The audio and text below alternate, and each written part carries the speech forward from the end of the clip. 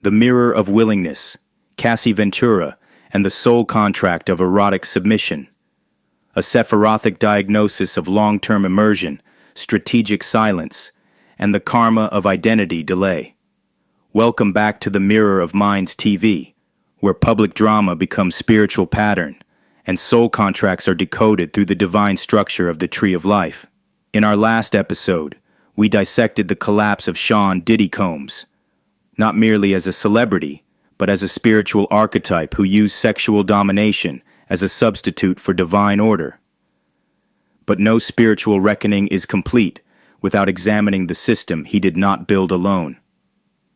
Today, we turn to Cassie Ventura, the former partner, now star witness, whose testimony is at the center of this unraveling. But we are not here to echo public narratives. We are here to reveal the deeper truth. Cassie Ventura is not simply a victim. She is not an opportunist. She is the embodiment of a complex spiritual pattern, one we call the adaptive immersive.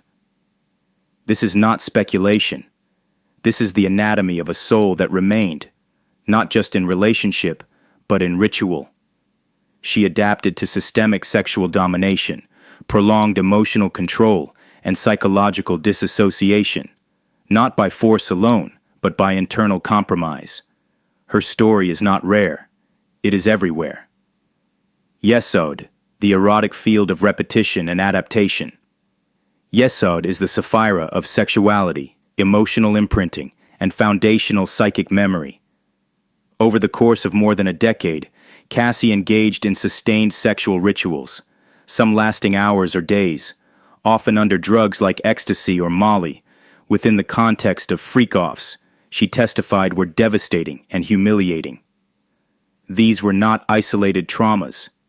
They were repetitive initiations into energetic compliance.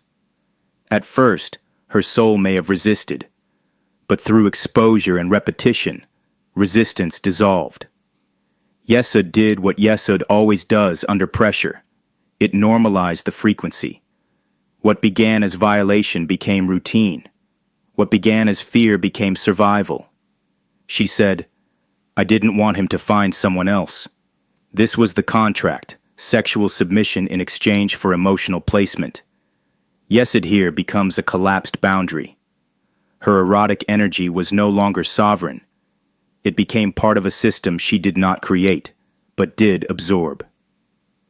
Netzach, compliance as value, silence as strategy. Netzach governs desire, seduction, and the emotional strategies we use to secure survival. Cassie did not use seduction for power. She used endurance for proximity. Her worth became tied not to who she was, but to how long she could stay.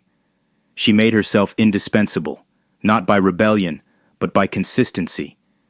Even after she had fame, financial access, and alternatives, she remained. Why? Because her inner world had been programmed to believe, as long as I am useful, I won't be discarded. This is not love. It is performance under emotional scarcity. Netzach, in this case, becomes the sapphira of feminine strategic loyalty, not out of devotion, but out of self-preservation. HOD, the persona that held the silence. Hod rules language, image, persona, and the symbolic self. For over a decade, Cassie appeared publicly radiant. Her social media revealed opulence. Her silence preserved the myth. But inside, she was breaking. What the world saw was not deceit. It was psychic dissociation encoded into imagery. Hod here becomes the domain of duality. One self was compliant, curated, silent. The other was eroding, chemically numbed, emotionally hollowed. Only when safety was secured, after the $30 million settlement, after establishing a new family, did the outer narrative shift. This is not fabrication. It is post-position narrative reversal. Hod reveals a truth the public often misses. Image is not innocence. Silence is not consent. But neither is it free from consequence. Tifereth, the soul deferred for inclusion. Tifereth is the core of soul identity, truth, beauty, alignment. Cassie postponed this center. For over a decade, she muted her soul's cry. She allowed her inner self to remain on hold while the outer self kept the position. Why? Because she feared irrelevance more than degradation. She feared being replaced more than being erased. This is the tragedy of Tiferethic delay. The soul doesn't disappear. It just waits. Until the day the mask collapses and the center can no longer hold. Her recent testimony is not awakening. It is release after structural expiration. Tifereth is now speaking. But it speaks not from clarity. It speaks from long-postponed realignment. Gebura.